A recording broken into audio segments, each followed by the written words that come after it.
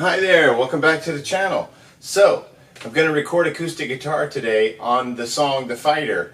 And the song is driven by electric guitars and big drums. It's like a full-blown rock tune and everything. But I find that layering acoustic guitar into electric guitar parts gives it like this weird depth and a percussive quality that I really like. And I find that it really kind of pulls the room together, you know what I mean? I think Keith Richards said that if you do a recording and everything's sounding pretty good, but like there's a little something missing, throw an acoustic guitar in there. He said it was like glue, that it sort of pulled things together. And I think it does. The thing that I like about it is it gives like a earthy, kind of woody presence to the guitar, a natural acoustic presence, obviously, because this is thin pieces of wood, you know, projecting acoustically as opposed to electrically through an amplifier and speakers. So you get like that real natural wood kind of tone.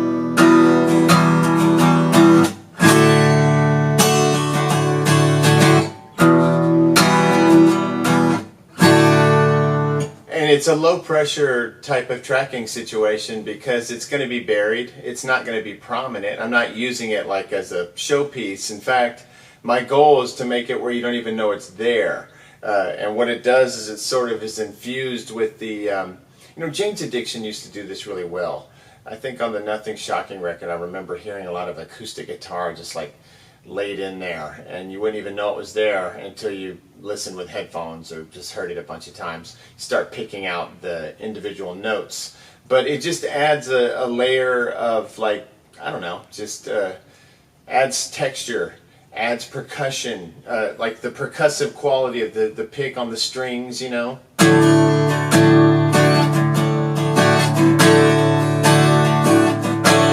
And the woody flavor. I like the wood tone. This guitar is a mid-90s, like 93, 4, 5, somewhere in there.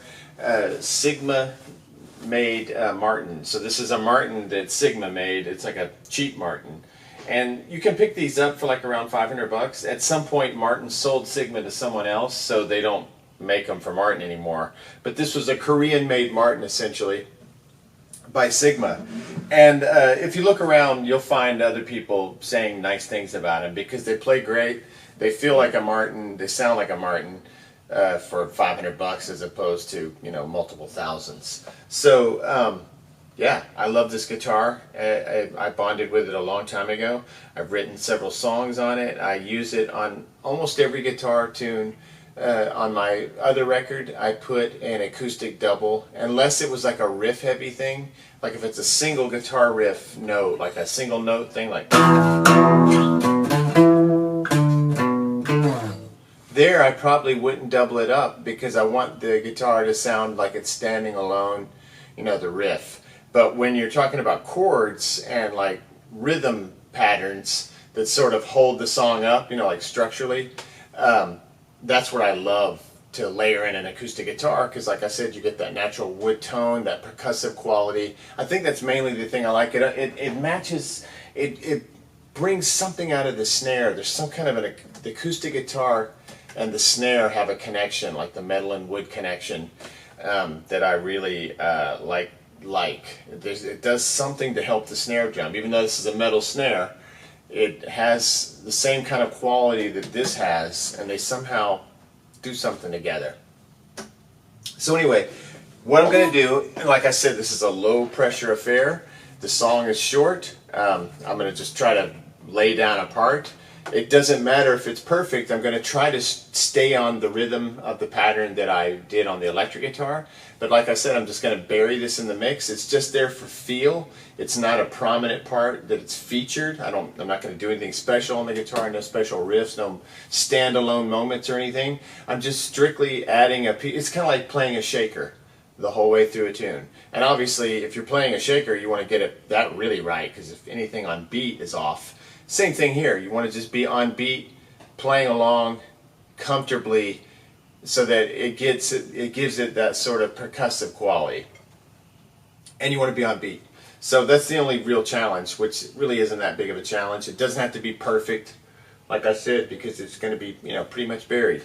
Now, what I'm doing with the technicals, I've got the preamp on the Zoom on. I've got the levels. I'm actually going to drop them back a little bit because it was a little too hot a second ago. I'm going to go -6 there. Then here I'm at 12 o'clock with phantom power on. I'm coming out of the rain MS1B. So I feed the mic into the rain, come out of the rain, go to input 1 on the Zoom. I'm going to power that track and take the high Z off. You don't need it. Mine's actually on. You don't need that, so that's off. I've got the level at -6, and I'm going out of this AKG P220 large diaphragm condenser mic, and I've talked about this microphone a lot. And what I do is I get about, let's say, I don't know, probably 12 inches from this thing, but it's like 8 to 10 inches. I'm going to use this little stick here to measure, and yeah, that's about it's like 10 to 12 inches out. And I found that gives you enough air in the room, and you avoid the proximity effect. And proximity effect is when you get too close to a microphone, and it gets that kind of woolly sound, like you're just up on it so close it's, you know, muffled sounding, and sort of you get a lot of low end thump that you might not want. So to avoid that and give it more air, like I said, this is going to be buried, so it's not super critical, you know, that you get perfect mic placement. And you can play around with this for days. I've tried tilting it up. I've tried coming down on it. I've tried straight on, different angles. Right now I'm kind of straight on the hole, 8 to 12 inches out. And I move a little as I'm playing if I'm getting into it. It's not that critical. Like I said, it's going to be buried in the mix. Here on effects, I'm going to go crazy today, and we're going to go dual mic. And I'm going to go to Big Shape, number 26, mainly because acoustic guitar is kind of like a snare drum, and that it has a percussive kind of quality, especially the way I play, like.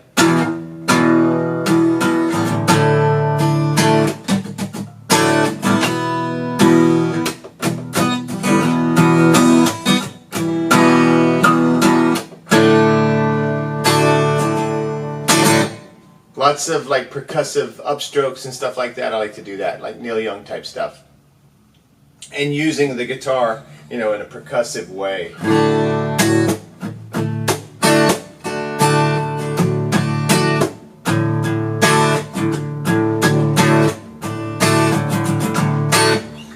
Anyway, so I'm going to put that compressor on it. Yeah, you can see it jump to life. And then as far as levels go, I don't know if you've ever noticed this, but sometimes the channel that you're tracking on, the input channel, that will peak harder than what the master receives. So sometimes you can push a little bit here where it's almost getting dangerous. You might even see it peak a time or two, but you can always kind of pull those peaks down in Audacity or whatever you're using to clean it up later. If it actually distorts, you can just, you know, bring it down a little if you don't want to lose the entire track. Because it doesn't always register as distorted even if it shows red here, because the master does its thing. And it's always a little less output than the actual channel input. So you want to just kind of look at those two things. Look at your output levels here on the input channel, like when you play it, check your levels there. And then just look over at the corresponding master. You'll notice the master will probably be lower. So you might want to lift the master up and drop the level down and compensate. You know, just making sure you're getting a good hot signal. It's important so that you don't get a lot of noise, especially with room tone. You know, this is not a perfectly treated room. I have little things in here to help with it, but it's not like a proper studio. And if you're recording at home, you're going to run into that kind of stuff. So maybe find a closet or something and try to deaden it if the room is too alive. Or find a really live room that sounds amazing. You know, whatever works.